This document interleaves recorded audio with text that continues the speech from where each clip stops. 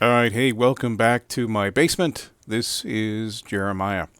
So, I received a message from a viewer today, and he had a question which I thought warranted a little bit more in depth of an explanation. So, I responded to him briefly via message, but then I thought I'd make a video. And what we're going to talk about is well, first off, if you're here for study tips, or well, this could be kind of a study tip, but if you're definitely here for like IT career advice or certification reviews, stuff like that, this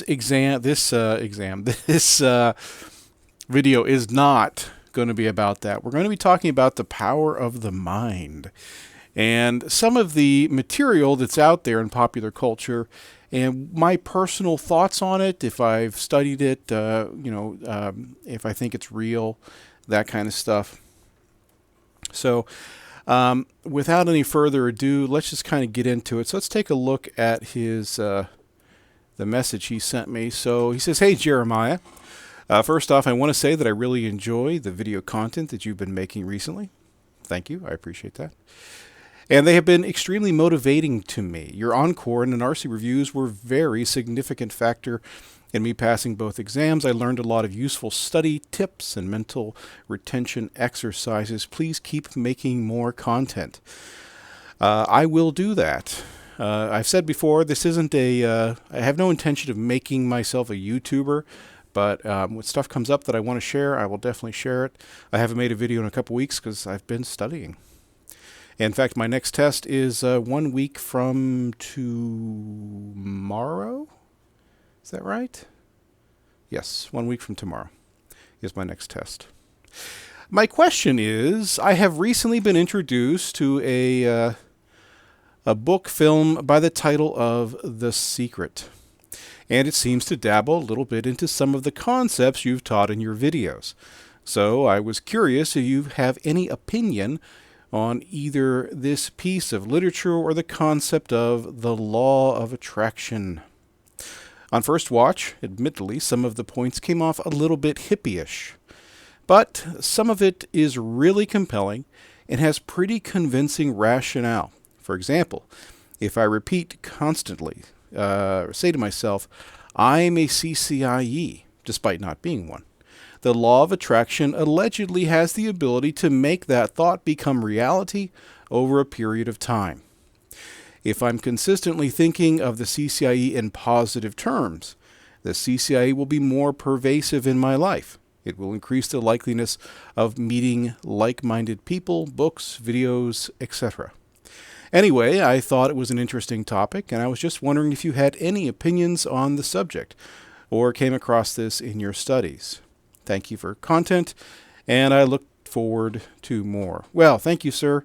I appreciate that. This is really an interesting topic, and it's something, believe it or not, that has been a big part of my life since literally my late teenage years.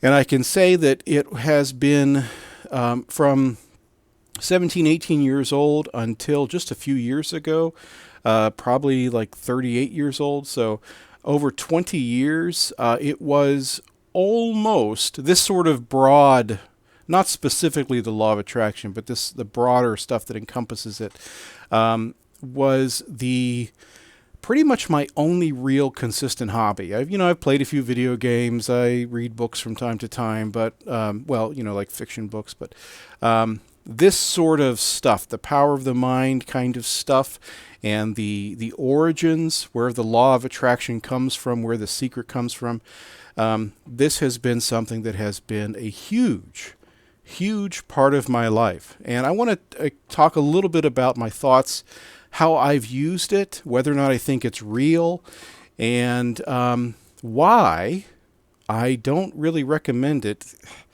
sort of, mostly today. So let's get into it. I'm going to tell you right now, this is a pretty big topic.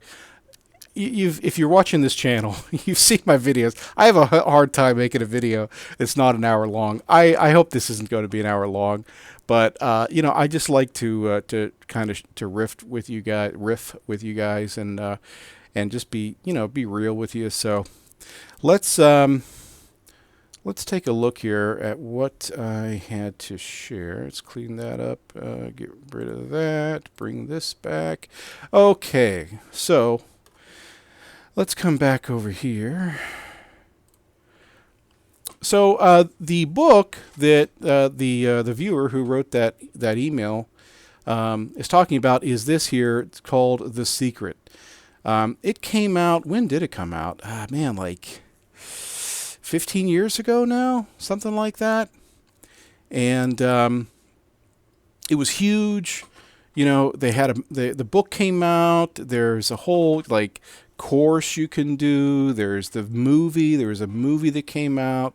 Oprah, Oprah. I think Oprah was really the one that kind of catapulted this into the public consciousness, and it is huge. It was huge. It was really huge. But what a lot of people might not be aware of is that this isn't new. This isn't new at all. In fact, before we get into the origins of it, there's one other thing that let me pull this up here. And because there's another version of this. Here it is.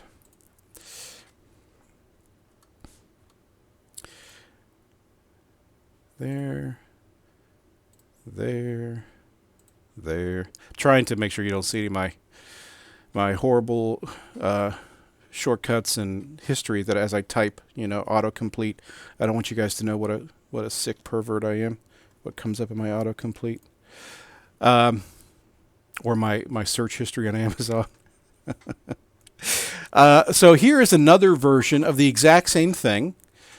Joel Osteen, and he's written a ton of books. If you're not familiar, he's a pastor, a Christian pastor. I think in Texas. I think could be wrong about that.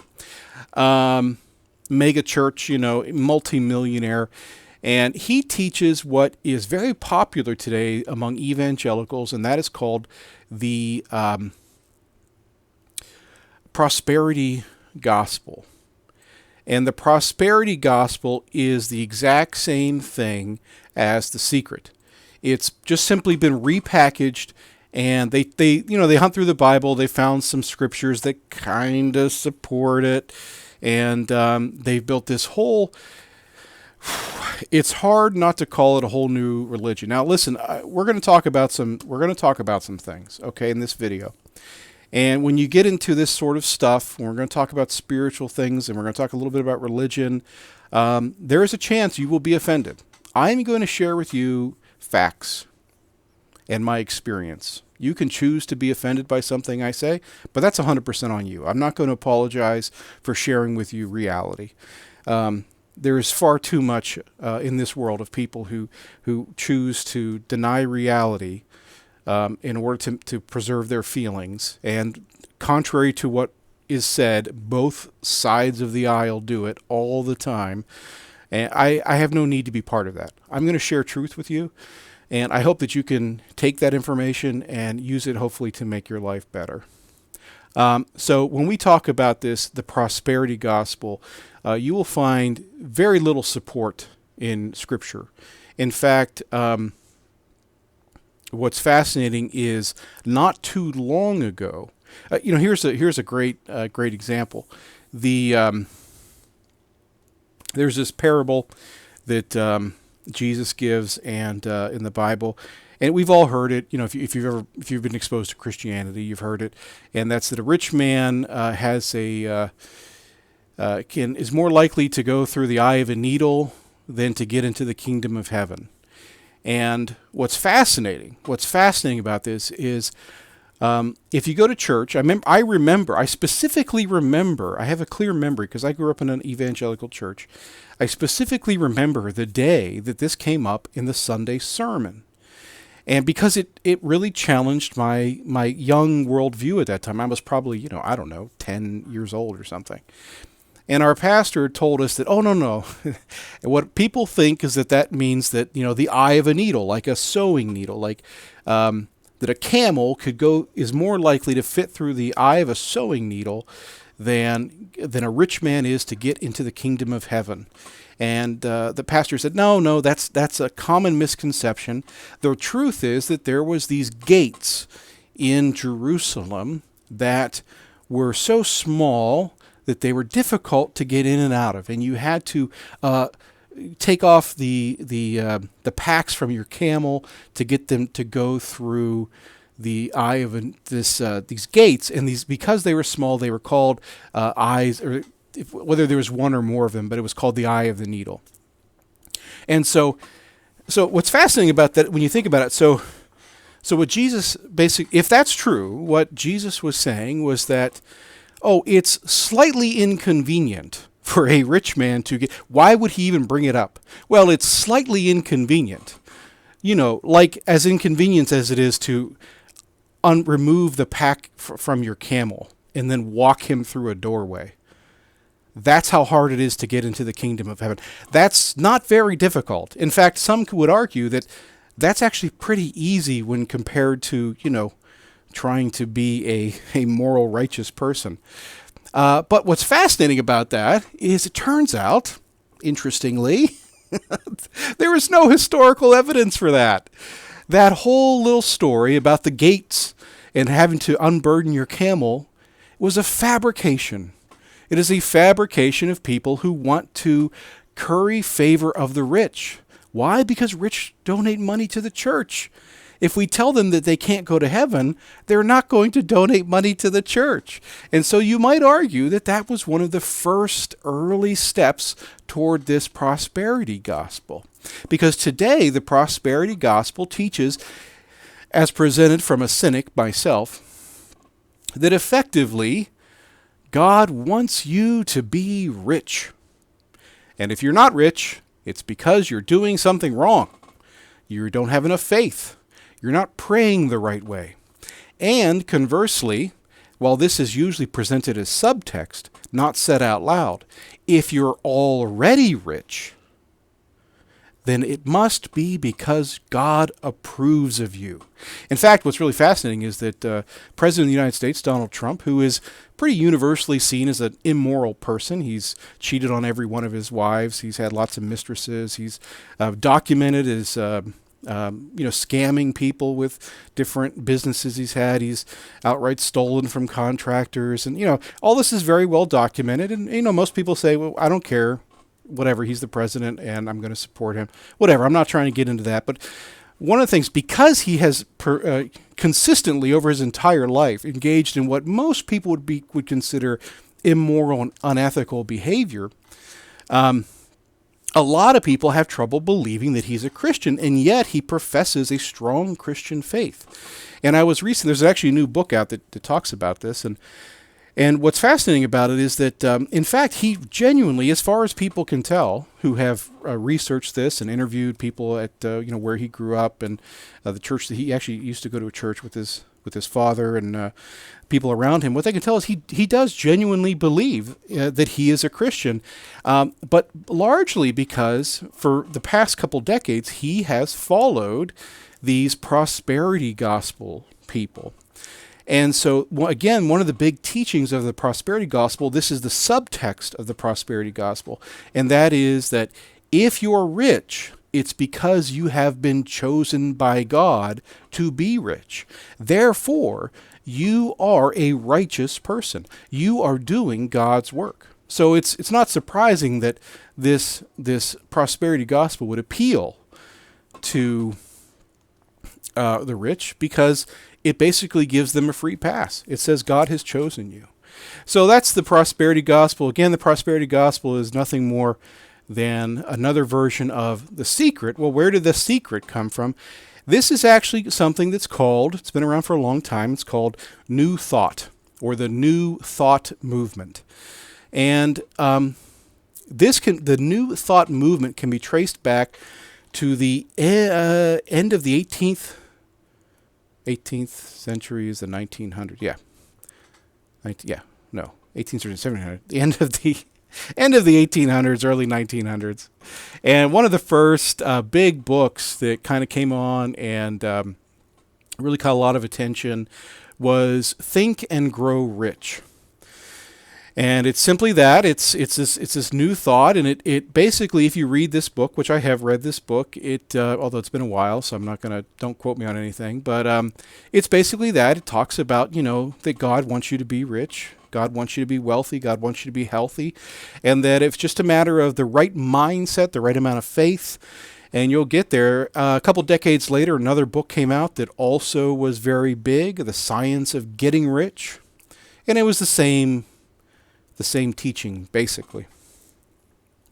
What's fascinating is that these philosophies, this new thought movement, the secret, the abundance, or what's it called, the prosperity gospel, none of this is new. And what's particularly fascinating to me about the prosperity gospel, not so much the secret, but the prosperity gospel, is that when you trace these things back to their origin, what you discover is that this has been an occult teaching for hundreds, if not thousands of years. This is straight out of occultism. And it's fascinating to me that it has been so readily accepted by modern evangelical Christians because its roots are straight up what they would call, not what I would call, but what they would call satanic. It's fascinating how the love of money can change what people think is right and good. So if we look at, I've mentioned when I was talking with that gentleman earlier, or emailing him. It to me, if there is a linear trace, what we see is we see Think and Grow Rich, The Science of Getting Rich. These go right back to the teachings of the Hermetic Order of the Golden Dawn. This was a very popular occult organization in the end of the 1800s. Actually, I'm sure it says here. Yeah, late 19th, early 20th century, so late 18, early 1900s. Lots of big names. Madame Blavatsky comes from here. Aleister Crowley comes from here. Madame Blavatsky, of course, heavily influenced Hitler in some of his interesting philosophies. Just historical note. In the Hermetic Order of the Golden Dawn is basically it's an occult organization. They study magic. They study using ritual and symbol and the mind to affect the world around them. And this basically comes from Rosicrucianism, more or less. And Rosicrucianism comes, so that was even older. Rosicrucianism takes heavily from Kabbalistic teachings of Christian Kabbalists and Jewish Kabbalists, and supposedly that goes all the way back. You could trace it all the way back to the Egyptian mystics. It's just mysticism is a fascinating thing. Every form of religion has some form of mysticism. Christians and Jews have Kabbalah. And Jews before that had the Merkabic mysticism. I don't know how to pronounce it. Gematria is another form of mysticism that's from the Jewish tradition. What's it called? Buddhism has, I think it's pronounced Mikyo. At least Japanese Buddhism has Mikyo. Islam has Sufism. There's, of course, it's one of those things where we in the West think of a lot of like Eastern religions as mystic, but then to those people, that's just normal religion. And they think of our religion as kind of mystical and weird, but then, they also have their regular, going to church on Sunday, going to temple on Sunday kind of religion, but then they also have the deeper mystical traditions that most people don't even know about, really. I mean, certainly in Christianity, very few people have ever heard of Kabbalah or Christian Kabbalah. Outside of some of its more popular, it's been sort of taken out of context by certain Hollywood celebrities over the years. Okay, so that's where all this comes from. And I wanted to talk about that because I think it's important to understand, where does this come from? What is this?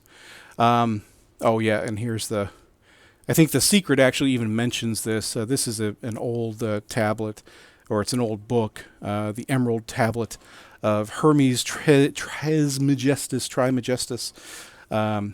whether or not who knows who really wrote it, but it's a couple 1,200 years old, something like that. And it's one of the first things where it talks about as above, so below. So it's like what you can create in your mind, you can experience in the real world.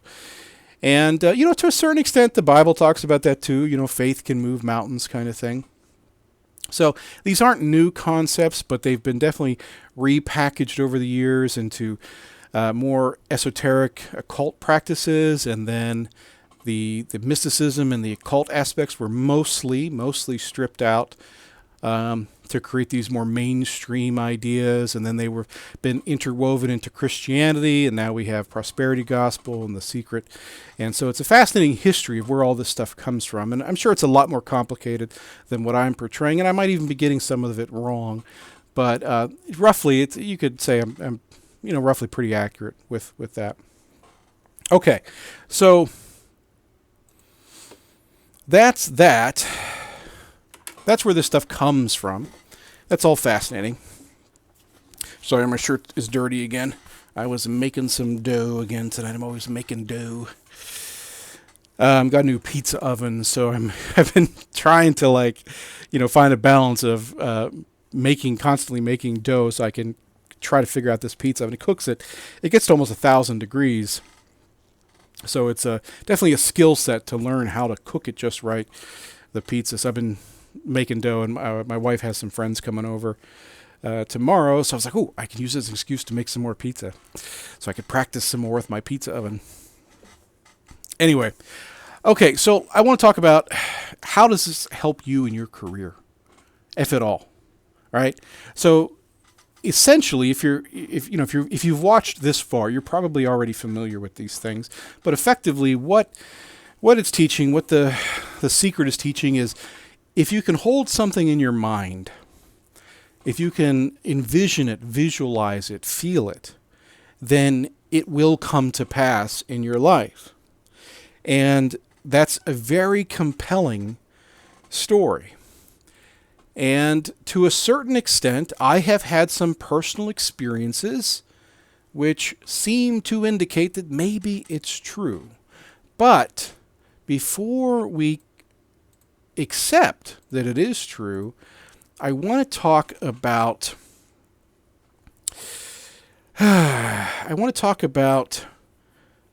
two things. First off is the egocentric version of man. And so let's start off of human beings, sorry, not just man. So let's come over here. Okay, there we go. So let's imagine that there are some people here, and they're going to run a race. Well, we got 1, 2, 3, 4, 5. So they start running the race. They all start running the race. And shortly after they begin, number 1 here, 2, 3, 4, and 5.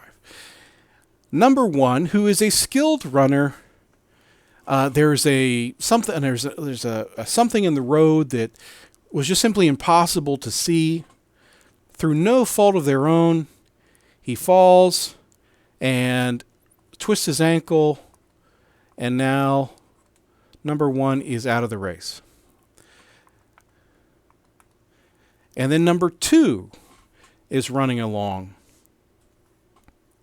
And what happens to number 2?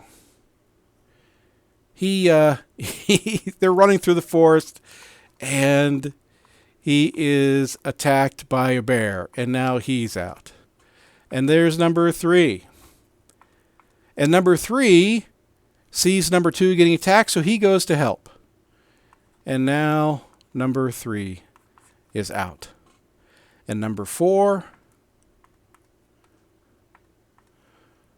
runs along. He's doing well. Number 5 runs along. He's doing well.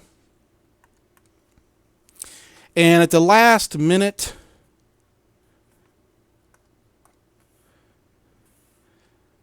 number 4's shoelace comes untied.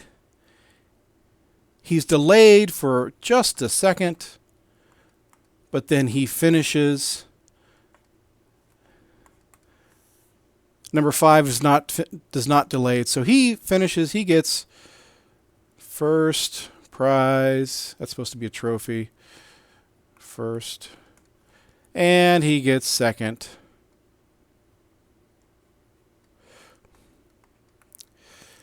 Now, when you ask number 4 and number 5, how did you win the race? They will tell you. There was hard work. It was determination. It was their superior skill. It was their ability to persevere. However, what if number 1 was the best jogger in the entire group? Number 1 should have won. He had the most skill. He had the most perseverance. He had the most determination. But through no fault of his own, a hidden obstacle in the road, he twisted his ankle and was unable to compete. Number 2, also a good runner. However, he was attacked by a wild animal. There was nothing he could have done. In fact, if he had not been attacked by the wild animal, maybe number 4 would have been attacked, or maybe number 5 would have been attacked. But he just was unlucky. And number 3, simply trying to be a good person and help number 2, was removed from the race. But number 3 is also a good runner. It is, in fact, entirely possible that of this entire group, number 5 is the worst jogger. But he won. And because we have an egocentric world, we tend to think that it was my accomplishments. It was the things that I did. Now, keep that in mind. The next thing I want to talk about is kind of related, and that is what is called survivor bias. Let me start over here. So let's imagine that this is an airplane. I know it's a very bad airplane. Now, this is actually a real world thing. In World War II, I'm pretty sure World War II, they wanted to figure out how to make the airplanes safer and more survivable, but also lighter and cheaper. And they said, okay, we want to examine all the airplanes that return.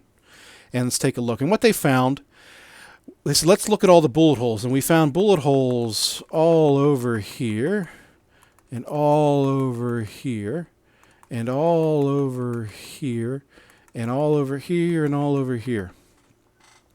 And they look at it and they say, okay, well, based on the data that has come back, we see that these are the most likely areas to be shot. And so that's where we need to put the armor. And the other areas, we don't see those. When planes come back, they're just not shot up there. So they must be fine areas. So we don't really need to armor those areas. Obviously, that's exactly opposite of what happened. What happened is that, let's go back. It turns out that the reason that we see these areas shot up is because the planes that are returning survived being shot here. Meanwhile, the planes that were shot here and here and here and the engines over here did not survive. So they never returned to base. So it's the exact opposite. And that's what's called survivorship bias, where those who are successful skew reality. Now, why do I bring these two things up? Well, because when you watch The Secret, when you talk to people like Joe Osteen, pastors at these mega churches who teach this thing, they present a strong survivorship bias. And what they say is, look at me. I am successful. I have achieved things, and I believe this. Therefore, it is that belief that has made me successful. That sounds really good, except for when you think about one thing. Let me ask you a question. Come back over here. The Secret, best-selling book. Think and Grow Rich, best-selling book. Oops, wrong one. Why did it switch?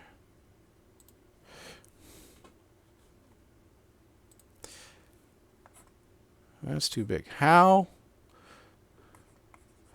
many people practice The Secret, or the law of attraction?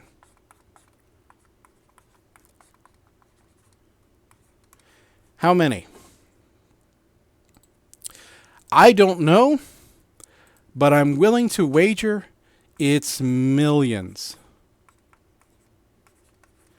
And how many people become wealthy? How many people cure their disease? How many people achieve their highest aspirations, meet the love of their life? Very few. In fact, it is approaching zero. Very few people. When you look at how many people have watched The Secret, how many people have watched What the Bleep, which is another similar video if you haven't heard of it. How many people have read Abraham Hicks, or I think I have one of her books right here. Oh, I can't think of it. Oh man, there's a woman who's a big self-heal person. Her name is escaping me. There's no shortage of them. How many people have read and practiced those things and never saw any benefit from it? Almost all of them. When you look at the numbers, almost all of them. So maybe those people who are successful, maybe it's not because they do law of attraction. Maybe they just happen to do law of attraction and they have other things going for them. There's something else that I want to bring up here, and that is a really important concept. The gurus, the teachers of law of attraction, without an exception that I know of, they all made their money teaching law of attraction. Law of attraction. That's how they got rich. By teaching it. They didn't get rich using it. They taught it and then got rich. That's kind of a backwards kind of way of doing it, isn't it? So when you watch The Secret, they have all these people who go on there, and these are big names in law of attraction. There's a new one out. There's The Secret, new version out. I don't know what it's called. But when I watched the original one, there's all these people. They do interviews, and a goodly number of them are big in the law of attraction, sphere. And here's the thing, though: when you look into their background, they didn't achieve massive success and then say, "Let me share with you how I did it." No, what they said was, "Let me sell you this weekend seminar for $600 that I will teach you how I got rich." Oh, I'm not rich yet, but don't worry. Once you give me your $600, I will be. Another great example of this is Tony Robbins. Tony Robbins, who is today a multimillionaire, one of the biggest names in self-help, a guy who has supposedly helped thousands or tens of thousands of people. When he started his business coaching people and teaching people how to be successful, he was barely out of high school. He never made it. He never earned big money. He'd never achieved big dreams. He simply took some classes in neuro-linguistic programming, or read a couple books and said, "Hey, I can teach this." He got rich teaching people how to get rich. So that is why on the surface, it all sounds so good because it's produced and it's written and all the anecdotes are so well curated that it's really moving, and they got the score, the music that really moves you, and people telling you how they transform their lives. But what they don't tell you is the millions of people who didn't transform their lives. So for me, this thought process, this law of attraction, was a big part of my life. And I thought, hey, this might be working. Because I was doing it. I was doing the vision boards. I was meditating. I was visualizing. I was, saying affirmations. Not so much, I'm not a big affirmation guy, but a little bit of that. And you know what? I achieved a lot of success in my life. Things just happened for me. Things just happened. Sometimes pretty spooky. Sometimes, it's hard to explain. I'm a pretty cynical guy, but still, it was, the way things just lined up. And so, because of that, when I started my business in 2013, I said, this is what I want to do. I have seen the law of attraction. Not only has it, helped me to create this amazing career, but it also helped me to find my wife. And I will tell you that I used the law of attraction to find my wife. And I will tell you that when I decided that it was time to stop screwing around and actually meet somebody, I made up a list of attributes that I wanted her to have. I wrote it on a piece of paper. I did the law of attraction, all the different things for months around this. And I met someone who met every single one of those criteria. Now, the question is, was it the law of attraction, or was it that's just who I was dating? Like that's the people who I was contacting on the dating sites. That's the people who I was responding to when they contacted me. So when I started my business in 2013, because I'd had such amazing success and I really believed in this, I said, this is what I want to do. I want to teach people to do this. And so it was a big part of my hypnotherapy practice. Basically, I had this hypothesis that, if I could help someone to get into a trance state, to accept these ideas that, about business or love or health or whatever it is on a subconscious level, it would help to remove a lot of the blocks, and it would supercharge law of attraction. And the problem is, we did see some success with my clients, but I also saw a lot of negative stuff come from it. There's this one person in particular who, she came to me, she was in a bad place. I'm not going to get into it, but I worked with her mostly for free for a while. And we worked together and we started getting her life turned around. But then she became so fixated on this idea of the law of attraction that she stopped actively engaging in her life. And unfortunately, her life spiraled back out of control. It got worse than it was even before. And while it was a couple years since I last worked with her, I eventually found out that she had killed herself.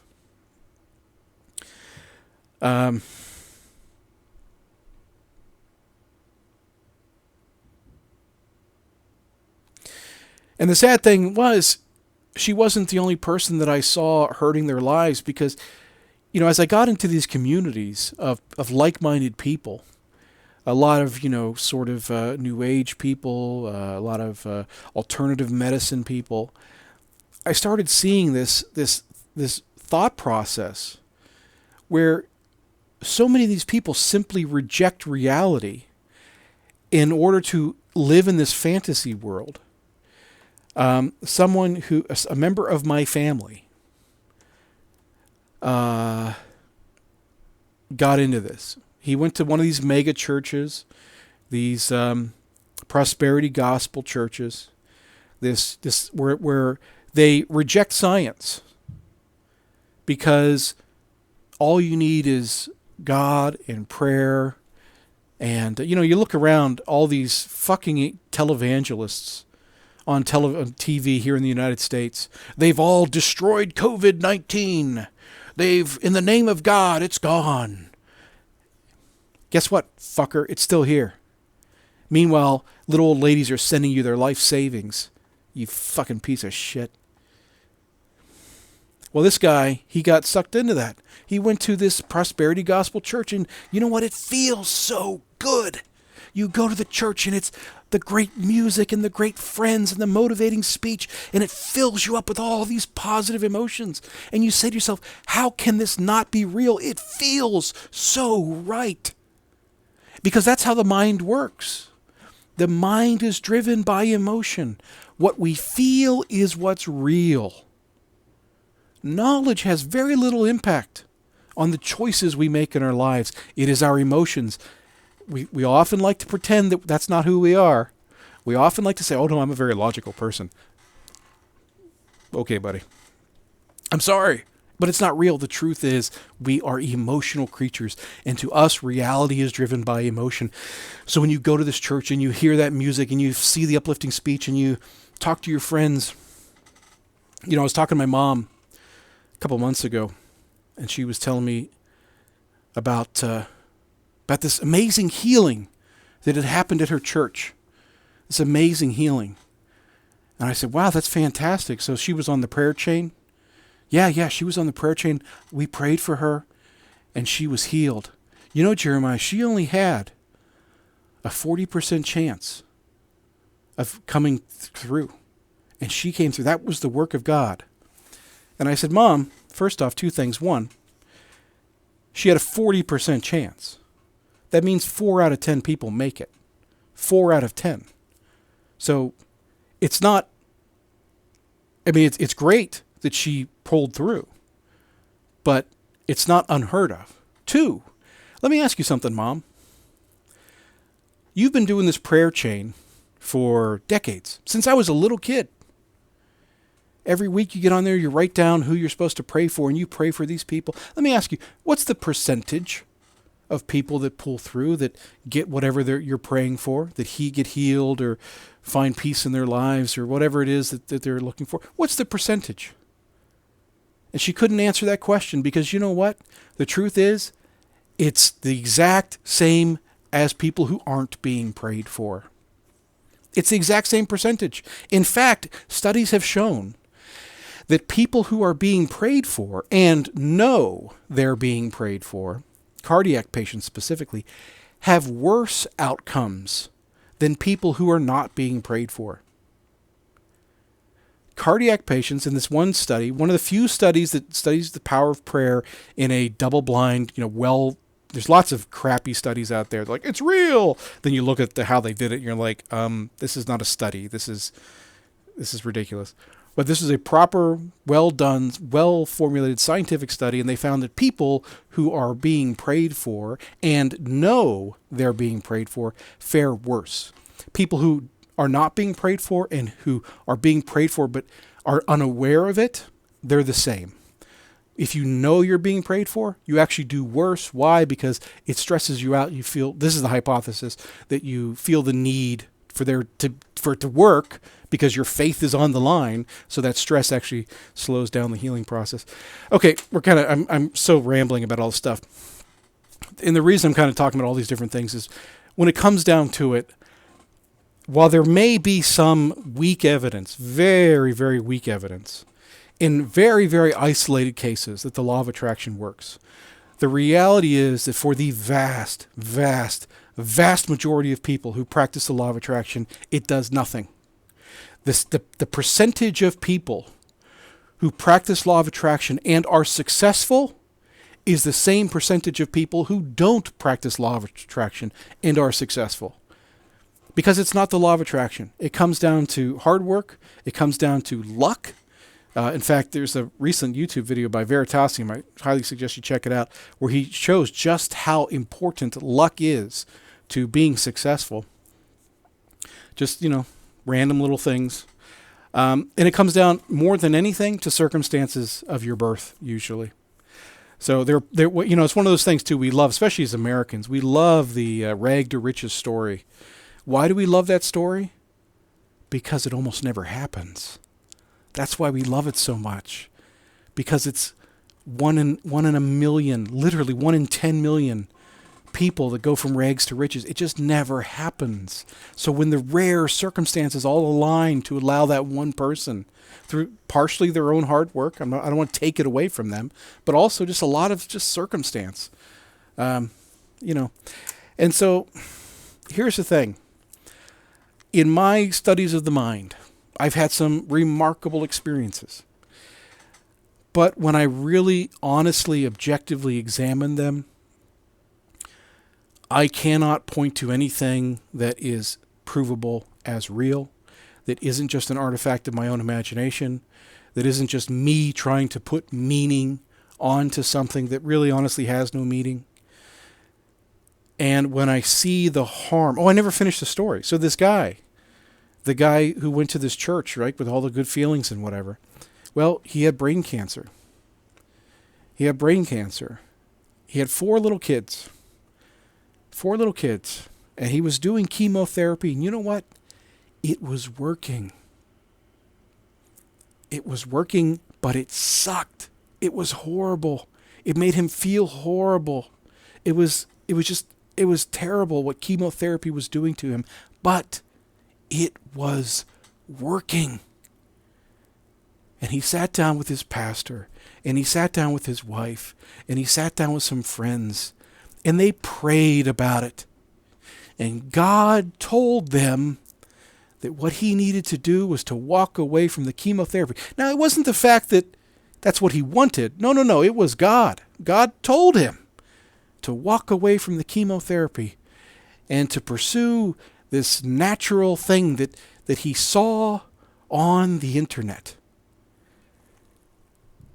I spoke to his mom, and I said, listen, that's great that you found this. I said, listen, I work in alternative medicine, and I'm telling you, he has to keep doing the chemotherapy. Listen, if he wants to do the almonds and coffee enemas, great, do it. But you got to stay on the chemotherapy. You have to. And she says, no, Jeremiah, you don't understand. The government has hid it. It works. It cures cancer. There's a cure for cancer. It's just this big conspiracy by the drug companies. It's been cured. It's been proven. And I said, where are all the people? Show me all the people that have been cured. Oh, Jeremiah, no, they have testimonials. No. If all you have to do is eat almonds and shove some coffee up your asshole, then there should be tens of thousands of people everywhere who can say, I cured my cancer.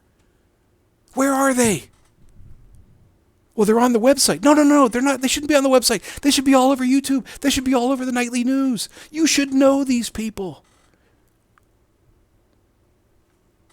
She said, well, we're doing it. It's the right thing. God told us this is what we need to do. And he died. He left 4 little kids because he believed in this fucking shit. This power of positive thinking. You know what? You want to think positive. That is important. It is critically important that you focus on your goals. That you focus on where you want to be, on who you want to be. And you need to visualize yourself. Visualize yourself studying. Visualize yourself as having that CCIE or whatever it is you're going for. Think about it. Feel it. Feel what it's going to be like when you achieve that. God, that feels good. And take that motivation and get to work. That's how you're going to achieve it. That's how you're going to change your life. By hard work. And it sucks, and it's a drag, it's a slog, you don't want to do it, your family's telling you to stop because you're an asshole, because you're grumpy, because you're tired, because all you do is study. Do it. Do the work. Yes, positive thinking helps to keep you motivated. Positive thinking, visualization helps to keep you focused on your goal, but it's not going to change anything mystically. It's just a form of motivation to make sure you keep doing the work. The only way is for you to keep doing the work. And in all those little things, when I talk about how my career All these little things just would fall into place for me. And at the time, I thought it was law of attraction. I really did. You know what it really was? It was the fact that I worked hard. And people saw that and they respected that. It was the fact that I treated people with kindness, that I helped other people. You know, when I was trying to raise myself up, I always tried to bring somebody else with me. I paid for people. I have paid for people for their study material and for their tests. I've paid because I see people who don't have the money. But they're smart. And there's nothing that gets me more than seeing people succeed. Nothing gets me more. And so I have paid for people to study. I have helped people. I have tutored people. I have worked with people to help bring them up. Or I've just tried to be a nice guy at the office, you know. That was the law of attraction for me, because when I needed something, people sometimes who even weren't directly impacted by what I was doing but had simply saw that I was a good person or trying to be. I could be a real asshole too. They stepped in and they said, "Hey, I think I can help you out here. Hey, I happen to know somebody." And so at the time I thought, oh, this is mystical and magical. But no, it was just people helping people. It was just working hard, being a good person, staying focused, helping others. And then sometimes other people helping me. That's the real law of attraction. Thanks for listening. I hope you found this informative.